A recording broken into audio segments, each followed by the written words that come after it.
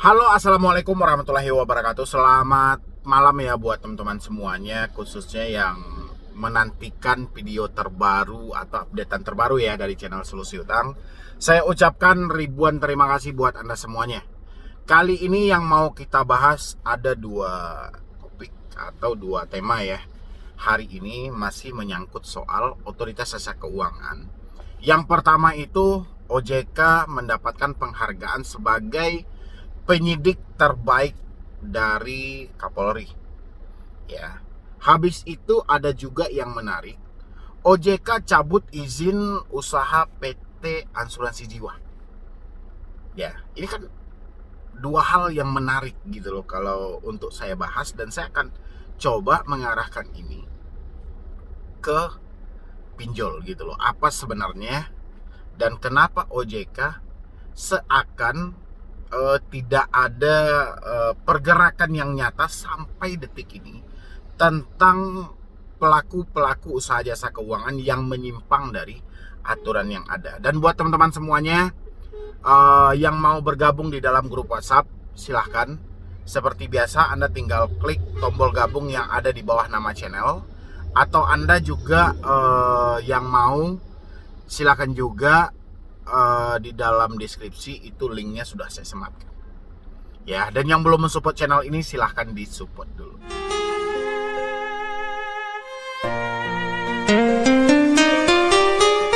OJK mendapatkan penghargaan menjadi penyidik terbaik dari Bareskrim Polri ya. Saya nggak tahu ya dari tanda kutip itu penyidik terbaik di bidang apa ya, karena kita memang sampai detik ini ya belum ada kedok dari pinjol legal yang dibongkar oleh OJK.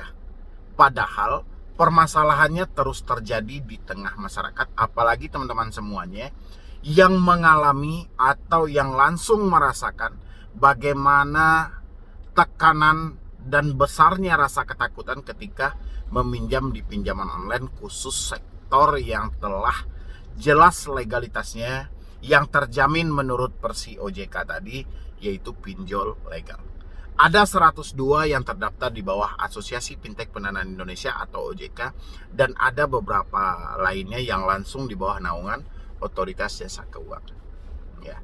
Dan sekarang saya melihat ada postingan, bukan saya nggak support ya dengan pekerjaan OJK bagaimana, cuman penyidik terbaik dari dasar apa ini gitu loh. Ya. Kenapa yang dari dulu masalah yang selalu saya bahas, saya aja hadir di sini sudah 4 tahun lebih ya, sudah 3 tahun lebih, mohon maaf, sudah 3 tahun lebih ya. Pernah nggak dari Satgas Waspada Investasi ini menyelidiki kasus dari pinjol legal yang hampir bergulir terjadi setiap hari ya? Ini tanpa jeda, ini terjadi setiap hari ya. Kenapa tidak pernah ada kasus dari pinjol legal yang diangkat? Kalaupun ada, di beberapa kasus kemarin itu ada penggerebekan dari pinjol ilegal, dan di dalam itu mendapati ada beberapa pinjol legal, tapi seakan itu dibungkam, seakan itu ditutupi bahwa ini telah dinaungi OJK langsung gitu.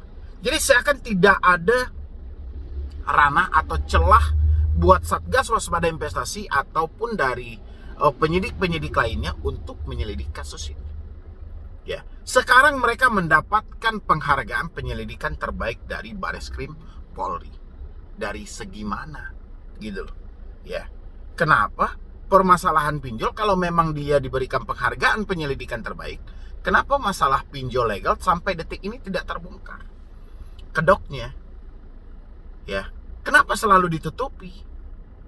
Ini yang jadi permasalahan bagi saya. Ini ada postingannya, saya munculkan aja. OJK menerima penghargaan penyelidikan terbaik dari Bareskrim Polri. Teman-teman semuanya boleh memberikan pendapat ya, bagaimana menurut versi Anda? Apakah ini pas, biasa-biasa saja atau bagaimana? OJK menjadi lembaga terbaik dalam penyelesaian kasus untuk PPNS. Sampai dengan saat ini penyidik OJK telah menyelesaikan penyelidikan 93 perkara tindak pidana di sektor jasa keuangan. 93 tindak pidana di dalam sektor jasa keuangan. Ya, kebayang nggak? Kasus pinjol nggak masuk loh. Gila gitu loh. Jadi penagihan yang di luar SOP selama ini, penerapan bunga selama ini, penggiliran data selama ini tidak masuk ke ranah pidana bagi otoritas jasa keuangan. Ya, kesimpulannya seperti itu jadinya. Karena 93 perkara tidak masuk pinjaman online. Ya. Pada dasarnya korban dari pinjaman online puluhan juta ada di Indonesia ini. Ya. Mulai dari penerapan bunga yang besar, penyebaran data, penagihan yang tidak manusiawi, ini nggak pernah dibongkar dan tidak pernah diselidiki. Ya, jadi percuma dong penghargaan terbaik yang diberikan oleh Bareskrim Polri ini untuk penyidik OJK. Karena kasusnya yang jelas-jelas dari dulu, ya itu aja modus itu aja, penagihan, penyebaran data, pembobolan data, kejahatan, membobol akun dan segala macamnya tidak pernah terbongkar selama ini. Ya. Jadi pertanyaan saya, ada apa gitu loh? Ada apa dengan penyidik OJK yang telah diberikan penghargaan terbaik, kenapa tidak bisa membongkar kasus pinjol legal yang selama ini menjadi duri di dalam masyarakat? Silakan teman-teman semuanya isi di kolom komentar. Kapan perlu silakan ini di-share ke otoritas jasa keuangan biar mereka melihat juga. Ya. Apakah kasus-kasus yang terjadi selama ini di tengah masyarakat akibat dari pinjol legal itu adalah legalitas yang pas? Apakah itu SOP yang tepat gitu loh? Ya, banyak penerapan bunga tidak sesuai, banyak penagihan yang tidak sesuai aturan, belum lagi penyebaran data, belum lagi penekanan, belum lagi pengancaman dengan mereka tidak menyebutkan nama aplikasi dari manapun. Kenapa itu tidak diselidiki? Ya, kenapa ini selalu dikambing hitamkan ke pinjol ilegal? Sudah jelas-jelas orang-orang ini terjebaknya di pinjol legal. Ada apa dengan penyidik yang diberikan penghargaan terbaik oleh Bareskrim ini? Ya, teman-teman semuanya boleh bantu jawab di kolom komentar dan dibantu juga ini untuk di-share biar permasalahan pinjol ini meredup di 2023 besok gitu loh. Bukan malah makin besar. Ini kayaknya potensinya makin besar kalau seperti ini, karena memang tidak ada yang ditakuti oleh pelaku usaha jasa keuangan non-bank, khususnya bagi pinjaman online. Ya, nggak ada yang mereka takuti. Jadi mereka sesuka hati mengerjakan apa yang bisa mereka kerjakan, apa yang mau mereka lakukan ya mereka lakukan aja. Ya, yang mau mereka kerjakan ya kerjakan aja. Mau sesuai atau tidak sesuai, persetan dengan hal itu gitu loh. Ya. Kalau ini selalu tidak ada yang ditakuti oleh pinjol, saya yakin 2023 nanti akan makin banyak, bukan berhenti. Ya, justru korbannya akan makin parah daripada ini. Ya, akan banyak kejutan-kejutan di 2023 nanti, orang-orang yang nekat mengakhiri hidup mereka kalau versi pinjol masih tetap seperti ini. Ya, habis itu lagi di sini ini. Pada 24 November 2022, OJK menerima penghargaan atas prestasi penegakan hukum di sektor jasa keuangan dari Bareskrim Polri. Penghargaan yang diberikan kepada 7 kementerian dan lembaga yang memiliki penyidik pegawai negeri sipil (PPNS). Ya. Jadi dengan adanya berita ini, saya melihat ada sesuatu yang sengaja ditutup-tutupi. Ya.